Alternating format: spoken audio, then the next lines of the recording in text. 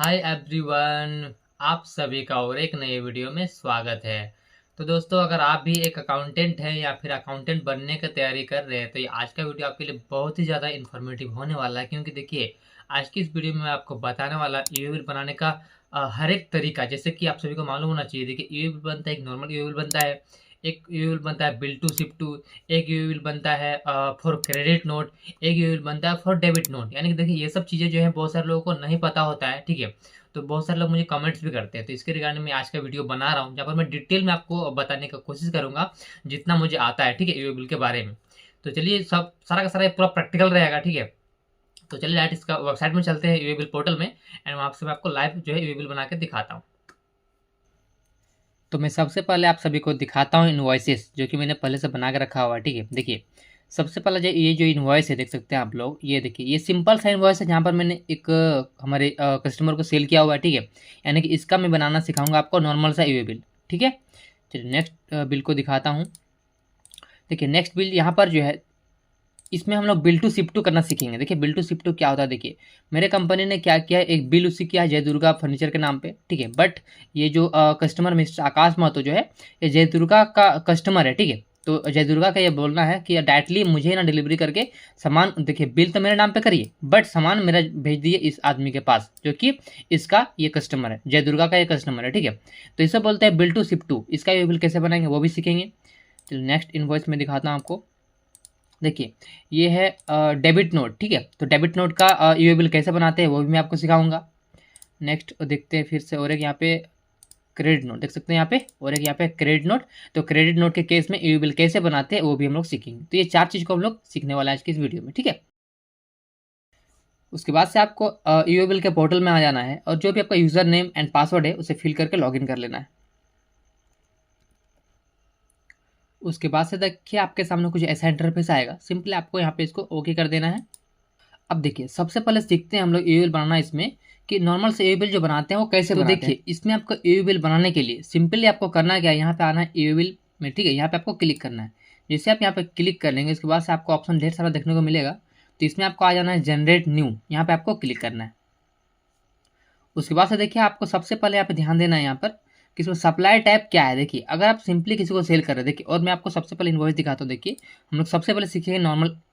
देखिए ये वाला जो बिल है ये नॉर्मल केस है, जहाँ पर मैंने जो सेल किया है, हमारा कंपनी का नाम ये है, एंड हमने जो देखिए सेल किया है इसको सेल किया हुआ है, ठीक है। एंड हम इसको ही डिलीवरी कर रहे हैं, ठीक है, यानी कि इसी तक सामान को पहुंचा रहे हैं। तो ये हो गया नॉर्मल सा केस, जहाँ पर बिल टू शिफ्ट नहीं हो रहा है, नॉर्मल सा ये बिल बन रहा है, ठीक है। तो हम लोग देखिए यहाँ पे क्या करेंगे, जो भी ना कस्टमर का नाम है, जैसे कि हमारा कस्टमर नाम ये है, ठीक है। सिंपली इसको यहाँ से कॉपी कर लेते हैं। हालांकि देखिए इसका अगर जीएसटी नंबर यहाँ पे रहता है, ठीक है, तो जीएसटी नंबर को फिल करते ही ऑटोमेटिक इसका नाम यहाँ पे आ जाएगा। मैं दिखाता हूँ पोर्टल में आपको, ठीक है। तो देखिए स्टार्टिंग में आपको ध्यान यहाँ पे देना है आउटवर्ड, क्योंकि देखिए हम सामान को भेज रहे कस्टमर तक, आउट हो रहा है हमारे पास से, इसके लिए यहाँ पे आउटवर्ड ही रखने देना है, ठीक है। सप्लाई टाइप में आपको यहाँ पे सप्लाई रखना है, ठीक है। उसके बाद से आपको देख सकते हैं यहाँ पे और कुछ नहीं करना, सिंपली आ जाना डॉक्यूमेंट नंबर। देखिए जो भी आपका बिल का नंबर रहेगा, जैसे कि मैं दिखाता हूँ बिल आपको, देखिए तो ये हमारा बिल जो है, इसमें देखिए बिल नंबर क्या है, तो हमारा ये हो गया पूरा का पूरा बिल नंबर, ठीक है। इसमें हालांकि सबको लिख सकते हैं यहाँ पे, या फिर इसको 7 में लिखेंगे चल जाएगा, ठीक है। 2 सितंबर का बिल है, तो आ जाएंगे यहाँ पे इसको पेस्ट कर देंगे, ठीक है। या फिर चाहे तो देखिए जैसे कि मैंने आपको थोड़ा देर पहले बताया, आप चाहे तो इस तरह से भी इसको लिख सकते हैं, ठीक है। ओनली 7 लिख दीजिए तो उससे भी कोई दिक्कत नहीं है। देखिए 7 हो गया। डेट कब का है, तो डेट आपको यहाँ पे क्लिक करना है, एंड डेट आपको सिलेक्ट कर लेना है। जो भी डेट का आप अपने बिल बनाया हुआ है, ध्यान रखें जिस डेट में आपको ने बिल बनाया हुआ है उस डेट को आपको सिलेक्ट करना है यहाँ पे। जैसे कि मेरा जो बिल है, ये बिल को मेरा बना हुआ है ये 2 सितंबर का, ठीक है, उस डेट को आपको ले लेना है। उसके बाद देखिए आपको यहाँ पर ट्रांजेक्शन टाइप में रेगुलर लेना है, क्योंकि हम रेगुलर का बना रहे हैं अभी, तो रेगुलर ही रहने देना है। उसके बाद देखेंगे जिस भी कंपनी का आपने लॉगिन किया हुआ है ईवे बिल पोर्टल पे, तो उसका डिटेल आपको यहाँ पे देखने को मिल जाएगा। बिल फ्रॉम क्या होता है, जिस भी कंपनी का आप काम कर रहे हैं, इसके कंपनी का आप लॉगिन किया हुआ है ईवे बिल पोर्टल में, वो आपको यहाँ पे देखने को मिल जाएगा, ठीक है। उसके बाद से देखिए नीचे आपको देखने को मिलेगा बिल टू शिप टू, देखने को मिलेगा आपको बिल टू शिप टू, देखेंगे यहाँ पे। तो देखिए जैसे यहाँ पे आप किसी पार्टी का जीएसटी नंबर को डालेंगे, जीएसटी नंबर डालते ही ऑटोमेटिक आपका यहाँ पे जो है उसका नाम आ जाएगा, वो कौन सा स्टेट का है वो आ जाएगा, उसका एड्रेस क्या है, प्लेस क्या है, पिन कोड क्या है, सारा चीज़ ऑटो पॉपुलेटेड हो जाएगा यहाँ पे, बस एक जीएसटी नंबर को फिल करने से ही, ठीक है। तो अभी मैं मान कर चल रहा हूँ यहाँ पे कि जो मेरा कस्टमर है वो जीएसटी में रजिस्टर्ड नहीं है, तो उस केस में आपको क्या करना है, उस केस में आपको यहाँ लिखना है यहाँ पे URP, इसका मतलब होता है अनरजिस्टर्ड पार्टी, ठीक है। उस केस में आपको इस तरह लिखना होता है, जो भी पार्टी जीएसटी में रजिस्ट्रेशन नहीं लिया हुआ है उस केस में आपको ऐसा बनाना होता है ये बिल, ठीक है। उसके बाद से सिंपली आपका जो भी यहाँ पे नाम है, जैसे कि इसका ये नाम है, तो इसका नाम को यहाँ पे टाइप कॉपी कर लेते हैं, यहाँ पे टाइप भी कर सकते हैं आप। इसको मैं कंट्रोल C से कॉपी कर लेता हूँ एंड यहाँ पे आपको सिंपली कंट्रोल V कर देना है, ठीक है। उसके बाद से स्टेट कौन सा है, तो स्टेट को आपको यहाँ से इस लिस्ट में से सिलेक्ट कर लेना है, जो भी स्टेट का रहेगा, ठीक है। उसके बाद से एड्रेस को फिल कर देना है, प्लेस कहाँ होगा वो फिल कर देना है एंड पिन कोड, खासकर आपको पिन कोड ज़्यादा ध्यान देना है। पिन कोड अगर प्रॉपर नहीं फिल करेंगे तो आपका दिखाता हूँ मैं आपको अभी आगे चल के, डिस्टेंस आपका कैलकुलेट नहीं करेगा, ठीक है। तो चलिए मैं पिन कोड फिल कर देता हूँ, ठीक है, ओके। अब देखिए आ जाएंगे नीचे, फिर से इसको स्क्रॉल करेंगे, देखिए यहाँ पे तो आपको देखने को मिल जाएगा इस जगह पर आइटम डिटेल्स। आप जो ईवी बिल बना रहे हैं तो उसमें आइटम क्या क्या आपने उसको सेल किया हुआ है, ठीक है। तो फिर से बिल को चेक करते हैं एक बार, तो देखिए इसमें हमने इसको सेल किया ड्रेसिंग टेबल 520 नाम से मॉडल नंबर है, ठीक है। इसको सिंपली यहाँ से कॉपी कर लेते हैं। उसके बाद से फिर से आ जाएंगे यहाँ पे ईवी बिल के पोर्टल में, यहाँ पे आपको सिंपली कंट्रोल V कर देना है। क्या करना है आपको, कंट्रोल V पेस्ट कर देंगे एंड यहाँ पर भी सेम कंट्रोल V करके पेस्ट कर देंगे। अब पूछ रहा है एचएसएन कोड क्या है, तो फिर से आपको बिल में चेक करना है इसका एचएसएन कोड क्या है, तो देखें आपको ये इसका एचएसएन कोड है, सिंपली इसको कॉपी कर लेंगे, आ जाएंगे फिर से पोर्टल में एंड कंट्रोल V। देखिए ये सब चीज़ आप टाइपिंग भी कर सकते हैं, टाइपिंग करना है तो आप लोग, ठीक है। क्वान्टिटी कितना पीस हमने सेल किया हुआ है, फिर से बिल में चेक करते हैं, हमने 2 नंबर सेल किया हुआ है, तो फिर से आ जाएंगे पोर्टल में, यहाँ पे लिखेंगे 2। उसके बाद से यहाँ पे कितना यूनिट क्या है इसमें, तो यूनिट तो नंबर्स है, तो NOS यहाँ पे रख देंगे। देखिए देख सकते हैं आप लोग, यहाँ पे देखने को मिलेगा आपको, देखिए ये देखिए NOS है ना, इसको आपको फिल करना होता है। अब देखिए रेट कितना है, तो रेट इसको नहीं फिल करना, आपको फिल करना है टैक्सेबल वैल्यू। देखेंगे आप लोग यहाँ पे लिखा रहेगा आपका वैल्यू टैक्सेबल वैल्यू, ठीक है। तो टैक्सेबल वैल्यू देखिए क्या होता है, इसको स्क्रॉल करने बिल के देखिए, तो यहाँ पर देखिए आपको देखने को मिलेगा टैक्सेबल वैल्यू, इसको लिख सकते हैं, या फिर देखेंगे आप लोग यहाँ पे तो इस जगह पे है, इसको भी बोलते हैं टैक्सेबल वैल्यू, यानी कि 6016.96 पैसा, ठीक है। तो आपको यहाँ पे टाइप करना है 16.96, ठीक है। अब इसके ऊपर कुछ टैक्स भी लगा हुआ है क्या, देख लेंगे एक बार। देखिए इसके ऊपर जो है टैक्स लगा है 9 + 9 यानी 18% का टैक्स लगा हुआ है, ठीक है। तो फिर से आपको यहाँ पे क्या करना है, यहाँ पे सिलेक्ट करना है लिस्ट में से 18%। तो देखेंगे आप लोग यहाँ पे देखने को मिल 7100 आ रहा है, यहाँ बिल में चेक करते हैं कितना आ रहा है, देखिए 7100 आ रहा है ना, ठीक है, प्रॉपर बन गया। अब देखिए यहाँ पे कुछ पैसा एक्स्ट्रा जा रहा है, तो उसके लिए आपको क्या करना है, यहाँ पे अदर्स में अमाउंट में यहाँ पे आपको क्या करना है -0.01, इससे क्या होगा आपका ये राउंड जो है 0 हो जाएगा, यानी कि प्रॉपर आपका जितना बिल में है वही यहाँ पे अमाउंट आना चाहिए, ठीक है। हालांकि देखिए 1-2 पैसा बढ़ भी जाएगा घट भी जाएगा, कोई खास फर्क नहीं पड़ता है, ठीक है, ये अप्रॉक्स के लिए होता है। तो इस तरह से आपका प्रॉपर ये कर सकते हैं, ठीक है। इसी तरह से देखिए अगर आपके पास और भी आइटम्स है, जैसे कि देखिए मेरे केस में अब यहाँ पर एक ही आइटम है, इस केस में अगर आपके पास और भी आइटम रहेगा तो सिंपली यहाँ पे क्या करना है आपको, देखिए आइटम रहेगा तो आपको सिंपल प्लस में क्लिक करना है एंड यहाँ पे आइटम्स को आपको ऐड करते जाना है, ठीक है। सेम प्रोसेस रहेगा आपका पूरा का पूरा, आपको यहाँ प्लस में और भी आइटम है तो प्लस में क्लिक कर करके ऐड कर सकते हैं, ठीक है। चलिए मेरे केस में अभी नहीं ऐड करना मुझे, मैं इसको यहाँ पे डिलीट कर दे रहा हूँ। तो मेरे केस में अभी एक ही आइटम यहाँ पर है, ठीक है, जिसका हमने यहाँ पे डिटेल को इंटर कर दिया है, ठीक है। अब फिर से नीचे आ जाएंगे, देखिए तो फिर से आप पूछेगा ट्रांसपोर्टेशन डिटेल्स। अब देखिए ये जो गुड्स है आप कैसे कस्टमर तक भेज रहे हैं, किसी बाय ट्रांसपोर्टेशन के थ्रू भेज रहे हैं या फिर बाय रोड भेज रहे हैं, ठीक है। बाय रोड मतलब होता है कोई भी व्हीकल ट्रांसपोर्टेशन के अलावा, जैसे कि होता है ना कोई 4 व्हीलर हो गया वो सबसे, ठीक है। तो ट्रांसपोर्टेशन अगर भेज रहे हैं तो ट्रांसपोर्टर का जीएसटी नंबर आपको यहाँ पे डालना होता है। ट्रांसपोर्टर का जीएसटी नंबर डालते ही ऑटोमेटिक यहाँ पर जो आपका ट्रांसपोर्टर का नाम आ जाएगा, और आप लोग ध्यान देंगे यहाँ पे देखिए डिस्टेंस यहाँ पर ऑटोमेटिक आ रहा है, ठीक है। क्यों आ रहा है, क्योंकि देखिए हमने यहाँ पे जो डाला हुआ है यहाँ पिन कोड, देखिए पिन कोड अगर आप डालते हैं प्रॉपर तो ऑटोमेटिक आपका ये आ जाएगा यहाँ पे डिस्टेंस। अगर आपको देखिए डिस्टेंस ऑटोमेटिक नहीं आ रहा है तो देखिए आपको क्या करना है, यहाँ पे अलग से एक गूगल पे सर्च करना है, यहाँ पे सर्च करना है आपको पिन टू पिन डिस्टेंस नाम से आपको लिख के सर्च करना है। क्योंकि देखिए किसी किसी टाइम हमें यूएबीएल पोर्टल में देखने को नहीं मिलता है डिस्टेंस ऑटोमेटिक, तो उस केस में मैं यहाँ से इसका हेल्प लेता हूँ, ठीक है। तो यहाँ पे आपको आ जाना है एंड यहाँ पे आपको इस फर्स्ट लिंक में क्लिक करना है।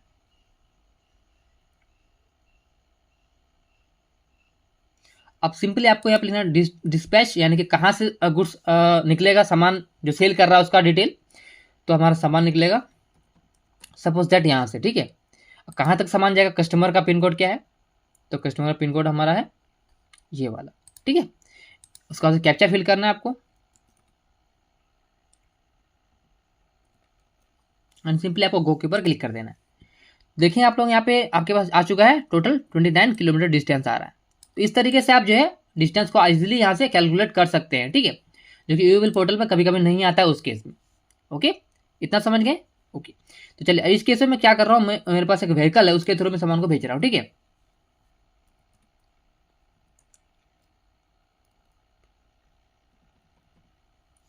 तो इस तरह से आपको यहाँ पे व्हीकल का नंबर डाल देना है, ठीक है। तो देखिए इतना कुछ आपको फिल करना होता है यहाँ पे। इतना कुछ फिल करने के बाद आपको सिंपल यहाँ पे सबमिट के ऊपर क्लिक करना है। फिर सबमिट के ऊपर क्लिक करेंगे। क्लिक करने के बाद आपसे पूछा जाएगा alert some of the fields mandatory GSTR1 is not filed, do you want to continue without them. तो सब सिंपली आपको ओके कर देना है, ठीक है। क्योंकि देखिए जितना कुछ मैंने अभी आपको बताया वो सब कंपलसरी चीज़ को बताया हुआ है। आपको यहाँ पे एरर किसी भी तरह का नहीं आएगा। सिंपली आप ओके करेंगे तो आपका यूएल बन जाएगा, ठीक है। बट अभी मुझे बनाना नहीं है क्योंकि ये मैं एक रफली बना रहा हूँ ना, इसके लिए, ठीक है। बस मैं आपको एक आइडिया दे रहा हूँ कि कैसे बनता है यूएल, ठीक है। तो देखिए जितना चीज़ मैंने आपको बताया वो सब कंपलसरी फील्ड था। मैं आपको फिर से एक बार रिवाइज करा दे रहा हूँ, ठीक है। देखिए सबसे स्टार्टिंग में पहले यहीं चेक कर लेते हैं। देखिए यहाँ पे आपको क्या चेक करना है कि आपने यहाँ पे जो गुड्स आपका जिस व्हीकल से जा रहा है उस व्हीकल का डिटेल आपने डाला या नहीं डाला। ध्यान रखें दोनों में से किसी एक को ही फिल करना है। फिल कर दिया गाड़ी का नंबर, यहाँ पे हमारा कोई दिक्कत नहीं। ओके, आगे बढ़ते हैं। नेक्स्ट यहाँ पर आइटम डिटेल्स, क्या हमने प्रॉपर आइटम डिटेल्स को फिल किया हुआ है या नहीं किया हुआ है। जैसा कि मैंने आपको अभी करके दिखाया, हमने प्रॉपर फिल किया हुआ है, तो यहाँ पर भी हमारा कोई एरर नहीं है। ओके, नेक्स्ट हमका एरर यहाँ पे देखने को मिलेगा, यहाँ बिल टू शिप टू। देखिए तो हमने यहाँ पे जो कस्टमर का नाम है एंड वो GST में रजिस्टर्ड नहीं है, इसके लिए मैंने यहाँ पे URP डाला हुआ है। यहाँ पे एड्रेस मैंने छोड़ दिया हुआ है, तो आप एड्रेस को फिल कर सकते हैं, ठीक है।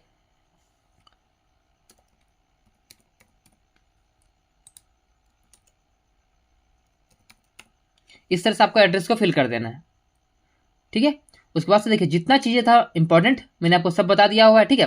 मैं स्टार्टिंग फिर से आपको ऊपर दिखाता हूँ एक बार। देखिए तो यहाँ पर मैंने आउटवर्ड लिया हुआ है। ओके, यहाँ पे कोई दिक्कत नहीं। ध्यान देंगे आप लोग यहाँ पर टैक्स इनवॉइस ही रहने देना है आपको, ठीक है, क्योंकि हमने टैक्स इनवॉइस इशू किया हुआ है इसके लिए। देखिए बिल ऑफ सप्लाई किसके लिए, वो लोग बिल ऑफ सप्लाई का यूज़ करते हैं, ठीक है।